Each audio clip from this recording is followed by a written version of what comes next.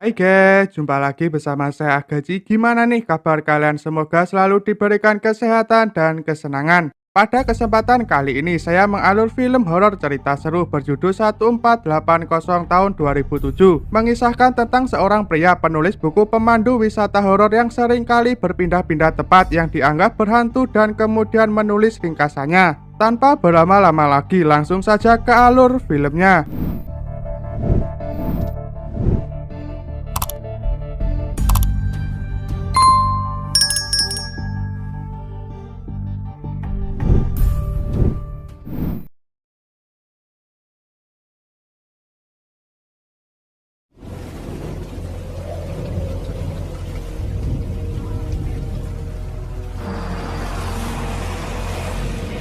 Film dibuka dengan hujan badai kuat di jalan. Diperlihatkan sebuah mobil berhenti di penginapan setempat. Beliau ini merupakan tokoh utama dari film ini bernama Mike Ashley, berprofesi sebagai penulis buku yang berisi tempat-tempat yang dianggap berhantu.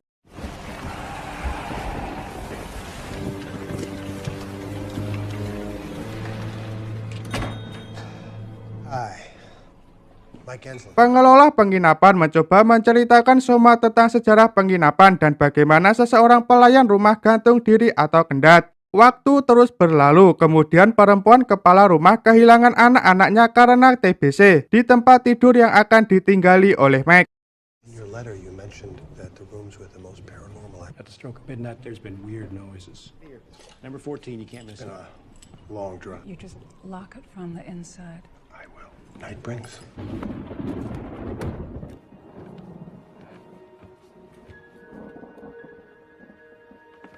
Mike berjalan berkeliling dan memeriksa. Dia bahkan mengeluarkan peralatan-peralatan yang digunakan untuk menguji keberadaan kekuatan supranatural. Namun semuanya sia-sia.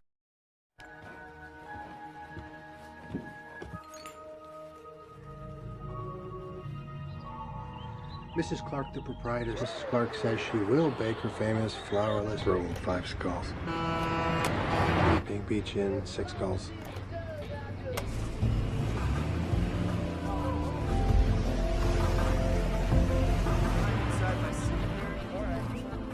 Keesokan hari, Mike kembali ke markasnya di LA. Saat berada di sana, ia pergi berselancar. Saat sedang berselancar dan melihat sebuah pesawat terbang di atas kepalanya, perhatiannya terganggu dan gagal melihat gelombang besar yang menuju ke arahnya.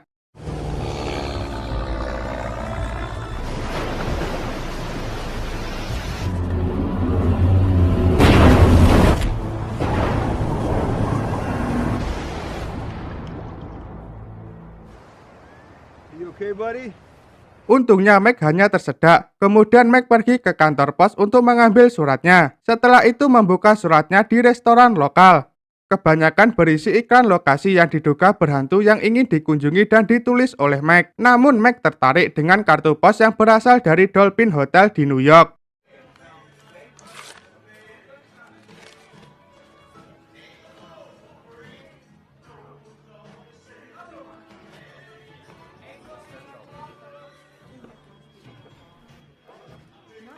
That's cute.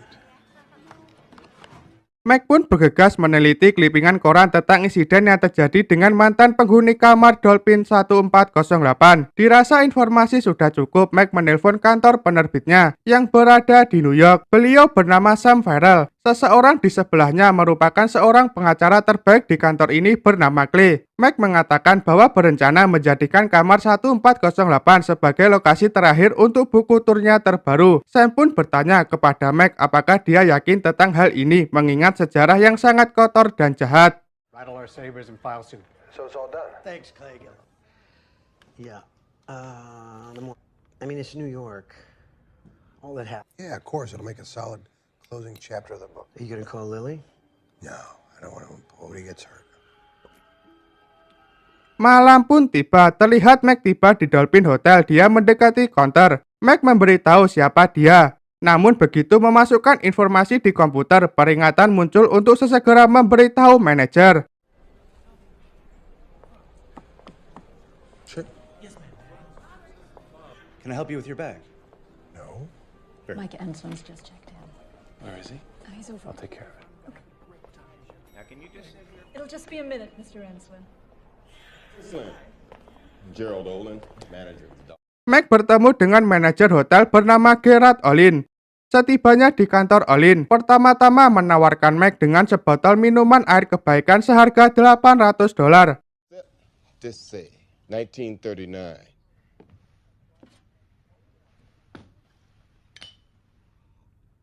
Keep it. Compliments of the house. You hate the bribe, but I intend on staying in that room. Sir, you quite misunderstand the situation. I don't want you to check into Fortino. Hotels are all about presentation, and I forbade any guests from checking into Fortino is as a manager, not a coroner.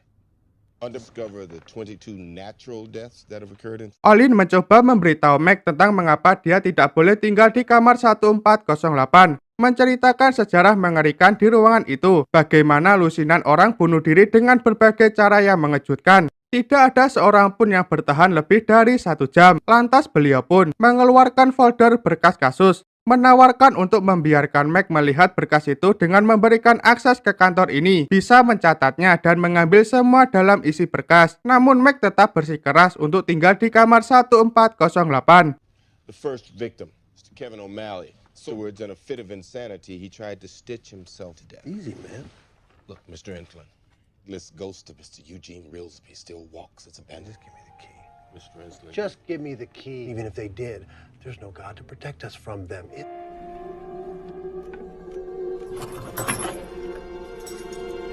Hotels have switched to magnetics. An actual key. Whatever's in 1408 is nothing like that. It's an evil fucking room.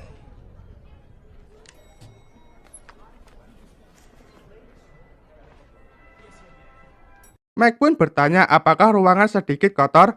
Olin memberitahu bahwa sebulan sekali dia berserta staf hotel mengganti bohlam dan spray dalam keadaan pintu tetap terbuka. Mereka memperlakukan ruangan itu seperti zona bahaya biologis, karena beberapa tahun yang lalu seorang pelayan ditemukan terkunci di dalam kamar mandi. Tapi saat mengeluarkannya, dia sudah dalam keadaan mata tercongkel hingga keluar. Parahnya lagi, dia tertawa sangat histeris. You're taking a pair of scissors and gouge their eyes out. You're fluent. Please. It's as close as I get to 1408 unless it's there.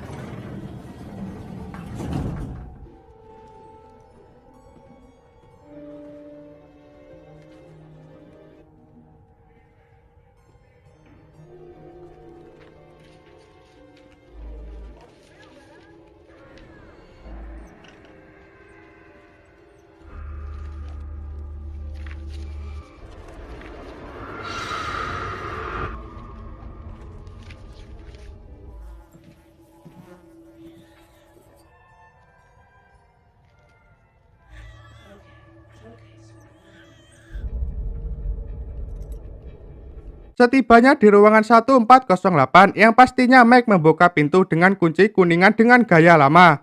Ruangannya terlihat sangat biasa sama seperti kamar modern pada umumnya.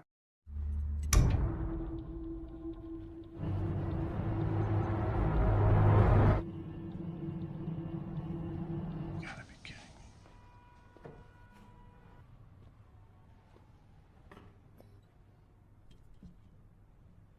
Mac mulai melontarkan komentar sinis mengejek dengan perekam suara yang dibawanya tentang betapa lucunya orang-orang berbicara dengan rasa takut terhadap ruangan ini. Second painting is of an old woman reading bedtime. Another Madonna and child watch from the background. Hell. Some smartass spoke about the banality of evil. Panorama is typically cramped New York City view of nothing, view of a mortality. Saat Mac melihat keluar, tiba-tiba radio menyala sendiri. Mac melihat di atas bantalnya terdapat 2 coklat entah berasal dari mana.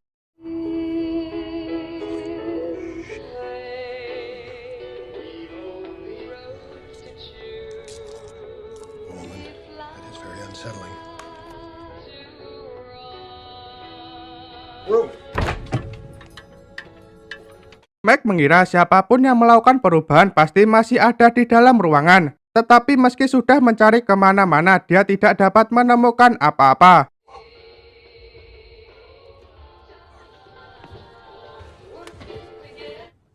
A ghost that offers turn-down service.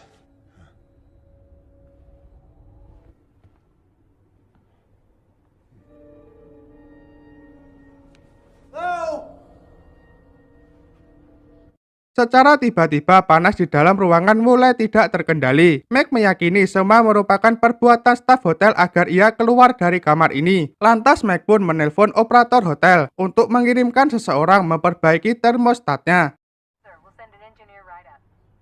You will?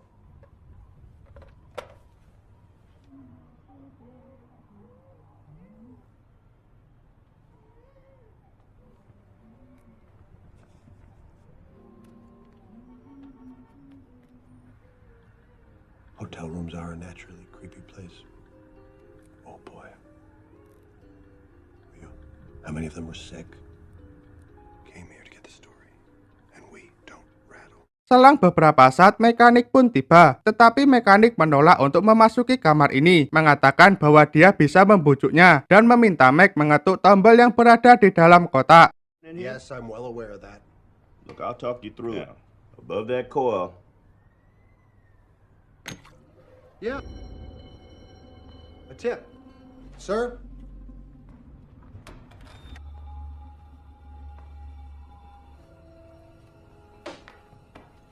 Saat Meg kembali bersantai, radio jam kembali menyala sendiri. Jam di ruangan yang dia perhatikan bahkan sudah mulai menghitung mundur dari 60 menit. Tidak sampai di situ, tiba-tiba Meg mendengar suara kesemut-kesemutan dengan nada tinggi.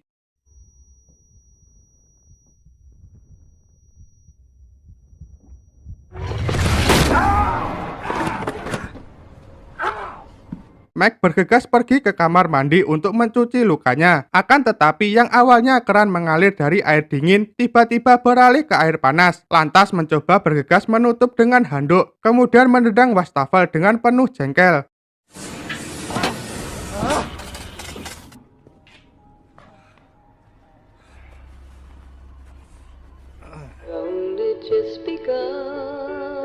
Sehabis membalut tangannya yang terluka, lagi-lagi radio jam kembali menyala dengan musik yang sama. Walaupun kabel sudah tercabut, tetapi jam masih menghitung mundur. Merasa hal yang ia alami tidak masuk akal, Meg pun memutuskan mengambil barang-barangnya. Namun saat membuka pintu, kunci terbelah dan masuk ke dalam. Kemudian mencoba membuka dengan pisau. Setelah berhasil, pintu terbuka. Tetapi kali ini knop pintulah yang rusak.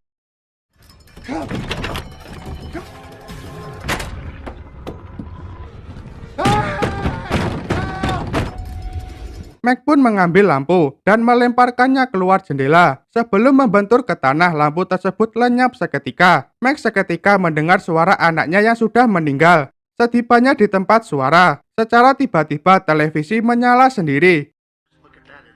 Those are some ugly fish. Look, they... Ladies and gentlemen,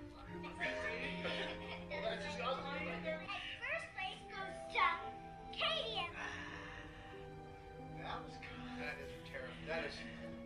Oh, God.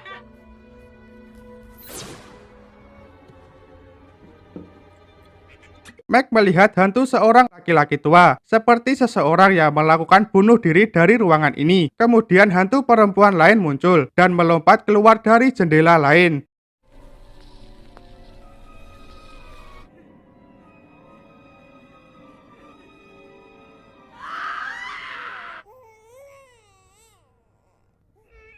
Please, ma'am, can you hear me?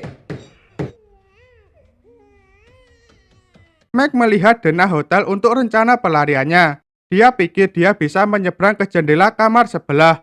Ketika terus berjalan semakin jauh, anehnya hanya ada 2 jendela yang berada di gedung ini. Kembalinya ia ke kamar, rupanya denah lantai telah berubah dan jendela sekarang tertutup sehingga tidak bisa melihat keluar. Tidak sampai di situ, seluruh ruangan sekarang ditutupi warna putih. Meg juga melihat bahwa salah satu bagian ruangan itu telah menjadi pemandangan lain dari masa lalunya.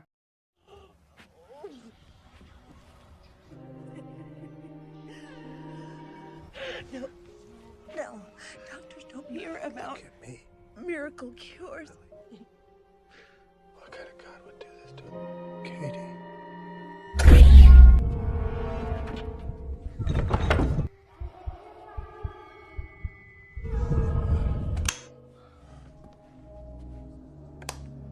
Tiba-tiba suhu juga mulai turun secara drastis. Meg menyadari bahwa dia harus mencoba menghubungi seseorang di luar.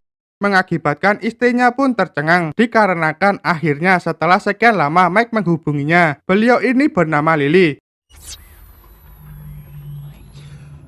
Talk to you in here and suddenly you pop up in a box. Yes. It's like seeing a ghost. No. Wrapped in this room. Lily, listen to me. Please. Lily Ensign. Please call the cops. Send them to the Dolphin. The Dolphin Hotel. Room 1408. You're in the city? Slow down. You're not making any sense. Lily pun tanpa kebingungan. Secara tiba-tiba sistem splinter menyala, menyebabkan korsleting pada laptop Mac. Kali ini Mac mempunyai rencana mencoba keluar melalui saluran udara di atas ruangan.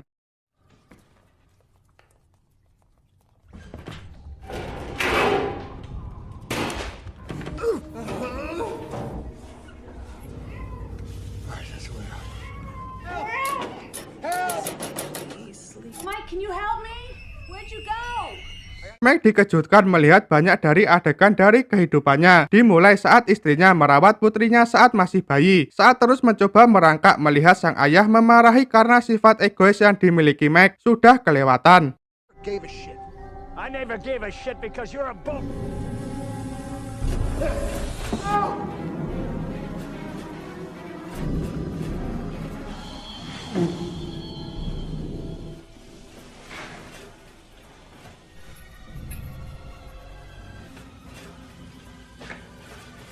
Di tengah perjalanan ia menemukan jasad seseorang. Lantas Mac pun teringat jasad tersebut bernama Kevin dan rupanya jasad tersebut kembali bangkit mulai merangkak mencoba mengejar Mac.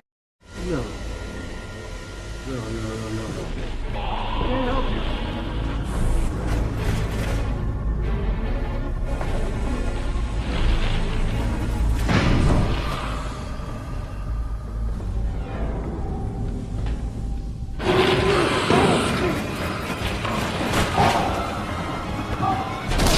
Di saat Mac tertangkap, ia menendang wajah Kevin hingga menghancurkannya, dan akhirnya Mac pun turun kembali ke kamar 1408.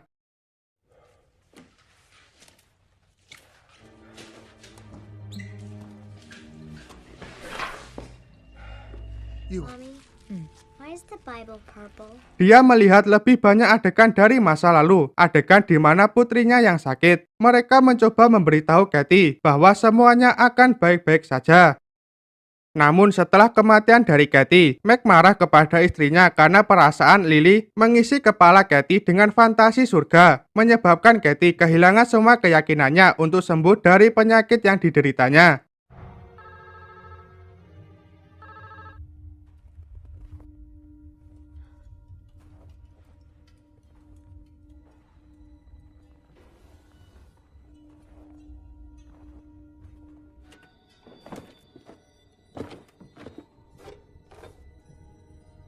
Mac menemukan suhu kembali turun secara ekstrim dan sampai menyebabkan seluruh ruangan tertutup dengan salju. Lantas mencoba menghangatkan badannya dengan membakar berbagai barang-barang. The kind of light that makes the dead. Level of hell. Furthest remove. This is level 9. This is 6. Yes. Di saat Mac akan menyerah, tiba-tiba terdengar sang istri kembali menghubunginya. Ia mengatakan bahwa kepolisian sekarang berada di kamar 1408 dan tempat itu kosong. Sekarang ia menyadari ruangan ini telah memindahkannya ke dimensi lain. Mac melihat jendela baru di laptopnya. Kali ini gambar videonya adalah dirinya. Kemudian, gambar baru dari Mac mulai berbicara, menyuruh Lily datang ke kamar 1408. Come up to the 14th floor and walk through the door. Lily!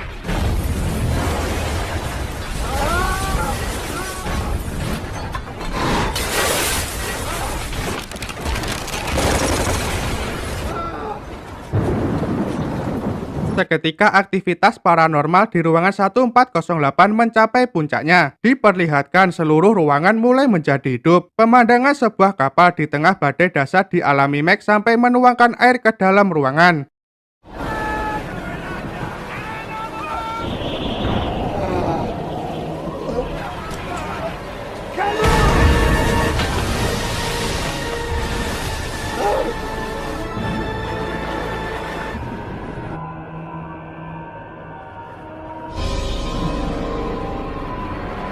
saat Mac berenang ke arah cahaya.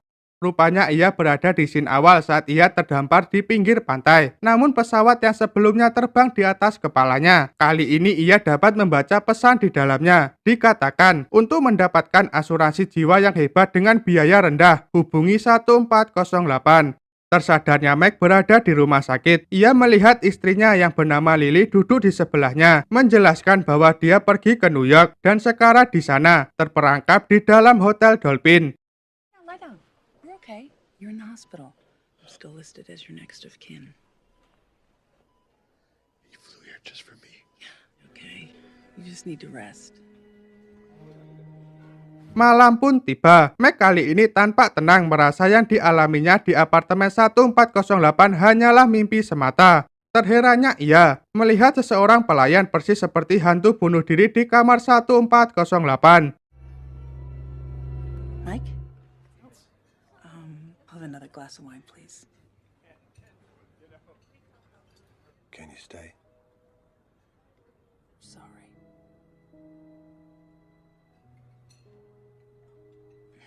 Keesokan hari, Mac melanjutkan pekerjaannya. Kali ini menulis tentang pengalaman di dalam kamar 1408 dan bagaimana menceritakan dengan detail mimpi buruk yang nyata. Setelah naskah selesai, Mac membawa naskahnya ke kantor pos untuk dikirimkan ke New York. Tapi saat dia sampai di konter, Mac menyadari bahwa pria di konter merupakan seseorang pelayan di Dolphin. Dan saat berbalik badan, mereka juga pekerja dari Hotel Dolphin. Tiba-tiba mereka semua mulai merobohkan tembok kantor pos.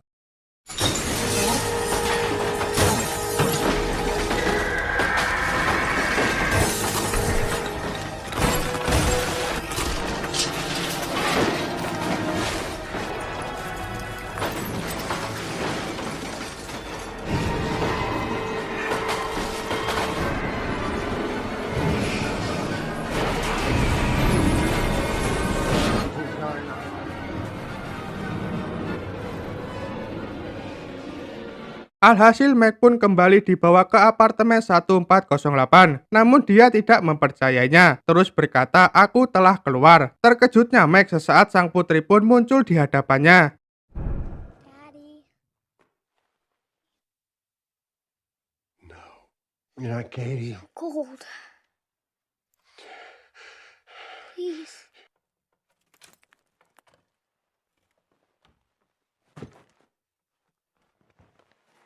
There we go. I got you. What? No, not yet. Okay. Oh my God. Anything in the world? I wish we could stay together. You right here. I got you right here, sweet. Untuk kedua kalinya, Mac ditinggalkan putri semata wayangnya dan tubuh putrinya hancur di hadapannya menjadi debu. Membuat Mac pun menjadi marah dan menghancurkan apapun yang berada di dekatnya.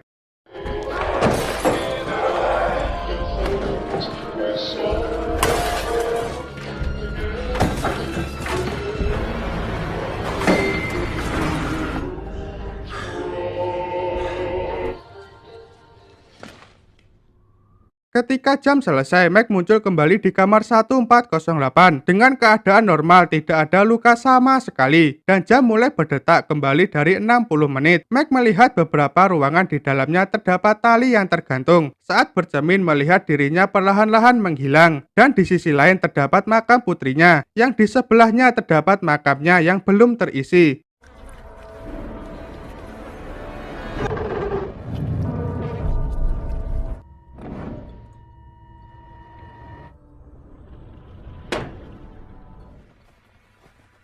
Live the life of a self-way.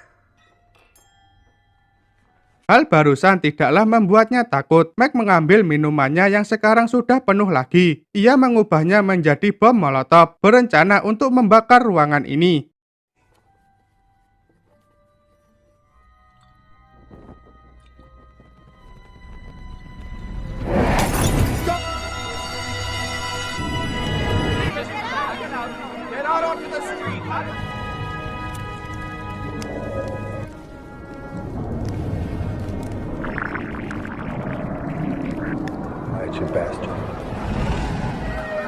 Sedangkan di lobi, semua orang yang menempati Hotel Dolphin berlarian keluar. Diperlihatkan di sisi lain, Lily terjebak kemacetan dan sudah berada di dekat Hotel Dolphin. Kembali ke tempat Meg yang sudah siap menerima konsekuensi demi mengalahkan ruangan ini. Shiver scale.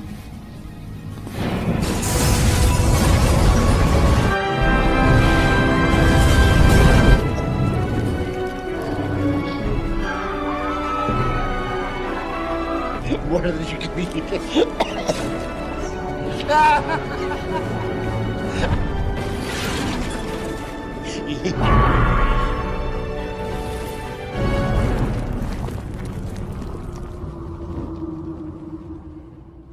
Jin dibawa ke tempat pemakaman. Selesai pemakaman Meg yang ditempatkan di sebelah makam putrinya, diperlihatkan Olin mendekat, di mana maksud kedatangannya ingin memberikan sekotak barang milik Aislinn yang kebetulan ditemukan saat sedang bersih-bersih.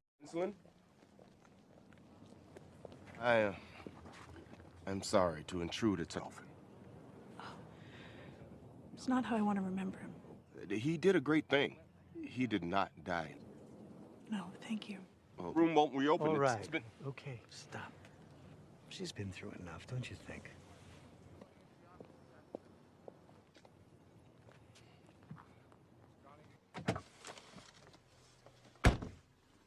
Kembalinya di mobil, terkejutnya Olin saat mendengar suara rekaman yang di dalamnya terdapat suara anak kecil perempuan yang ia yakini suara tersebut merupakan anak Meg yang sudah tiada.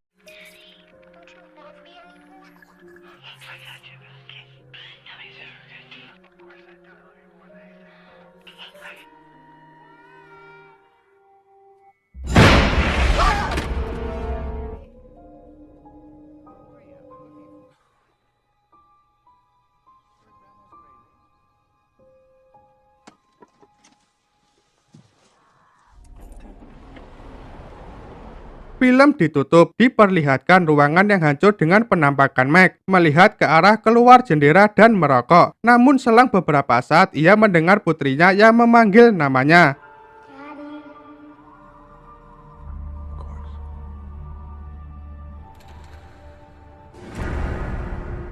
Tamat, endingnya sedikit mengecewakan. Jika berminat dengan Lily, hubungi 1408.